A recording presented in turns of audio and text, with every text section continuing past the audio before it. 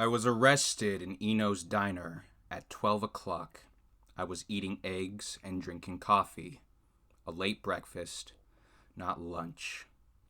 I was wet and tired after a long walk in heavy rain, all the way from the highway to the edge of town. The diner was small but bright and clean. Brand new, built to resemble a converted railroad car. Narrow, with a long lunch counter on one side and a kitchen bumped out back. Booths lining the opposite wall. A doorway where the center booth would be. I was in a booth, at a window, reading somebody's abandoned newspaper about the campaign for a president I didn't vote for last time and wasn't going to vote for this time. Outside, the rain had stopped, but the glass was still pebbled in bright drops. I saw the police cruisers pull into the gravel lot. They were moving fast and crunched to a stop. Light bars flashing and popping. Red and blue light in the raindrops on my window. Doors burst open and policemen jumped out. 2 from each car, weapons ready. 2 revolvers, 2 shotguns. This was heavy stuff. 1 revolver and 1 shotgun ran to the back. 1 of each rushed the door. I just sat and watched them. I knew who was in the diner. A cook in back, 2 waitresses, 2 old men, and me. This operation was for me. I had been in town less than a half hour. The other 5 had probably been here all their lives. Any problem with any of them and an embarrassed sergeant would have shuffled in. He would be apologetic. He would mumble to them. He would ask them to come down to the station house. So the heavy weapons and the rush weren't for any of them. They were for me. I crammed egg into my mouth and trapped a 5 under the plate. Folded the abandoned newspaper into a square and shoved it into my coat pocket. Kept my hands above the table and drained my cup.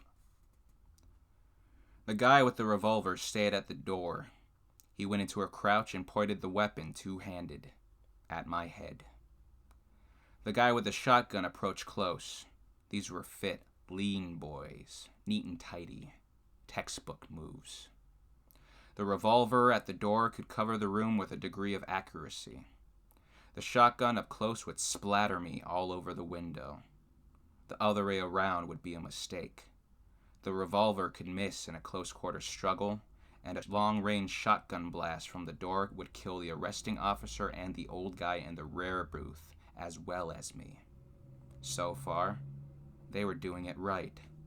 No doubt about that. They had the advantage. No doubt about that either.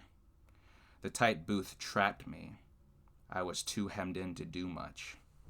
I spread my hands on the table. The officer with the shotgun came near. "Freeze! Police!" he screamed. He was screaming as loud as he could, blowing off his tension and trying to scare me. Textbook moves. Plenty of sound and fury to soften the target. I raised my hands. The guy with the revolver started in from the door. The guy with the shotgun came closer. Too close. Their first error. If I had to, I might have lunged for the shotgun barrel and forced it up. A blast into the ceiling, perhaps, and an elbow into the policeman's face, and the shotgun could have been mine. The guy with the revolver had narrowed his angle and couldn't risk hitting his partner. It could have ended badly for them. But I just sat there, hands raised.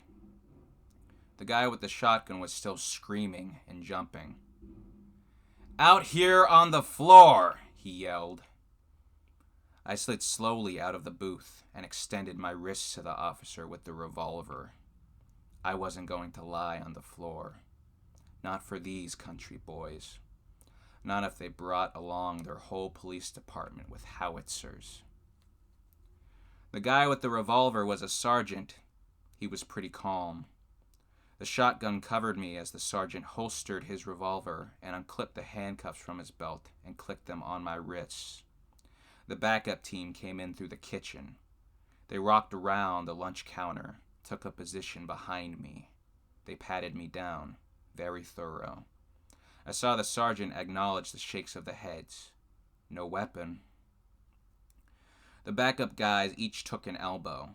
The shotgun still covered me. The sergeant stepped up in front. He was a compact, athletic white man, lean and tanned. My age. The acetate nameplate above his shirt pocket read, Baker. He looked up at me. You are under arrest for murder, he said. You have the right to remain silent. Anything you say may be used as evidence against you. You have the right to representation by an attorney. Should you be unable to afford an attorney, one will be appointed for you by the state of Georgia, free of charge. Do you understand these rights? It was a fine rendition of Miranda. He spoke clearly. He didn't read it from a card. He spoke like he knew what it meant and why it was important, to him and to me. I didn't respond. Do you understand your rights? He said again. Again, I didn't respond. Long experience had taught me that absolute silence is the best way. Say something and it can be misheard, misunderstood, misinterpreted. It can get you convicted. It can get you killed. Silence upsets the arresting officer.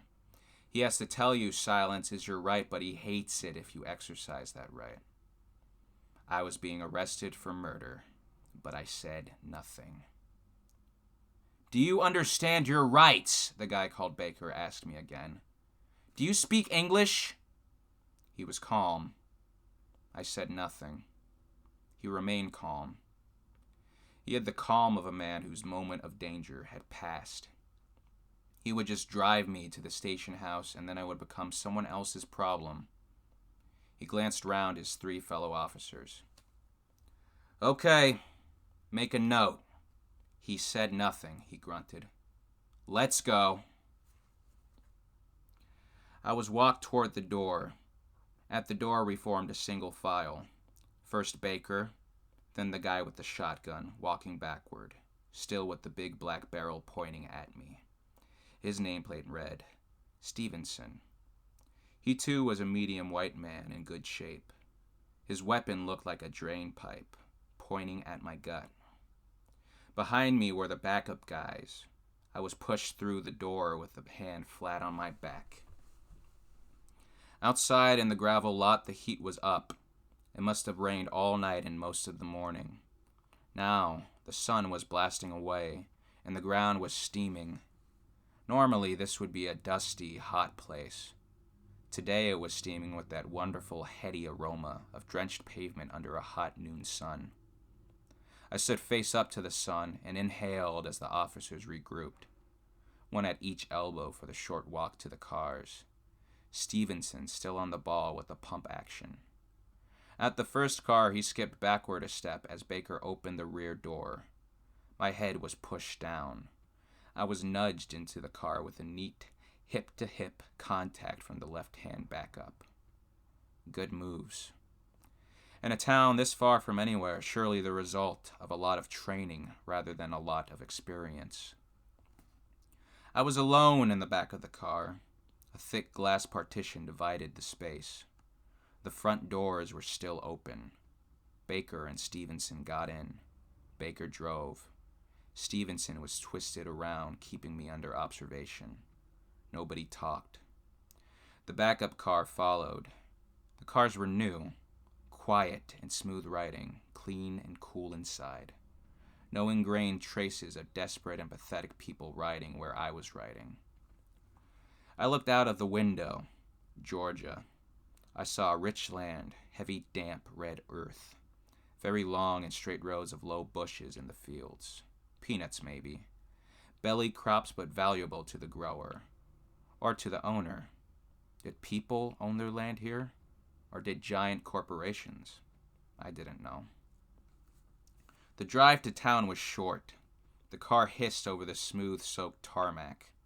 After maybe a half mile, I saw 2 neat buildings, both new, both with tidy landscaping.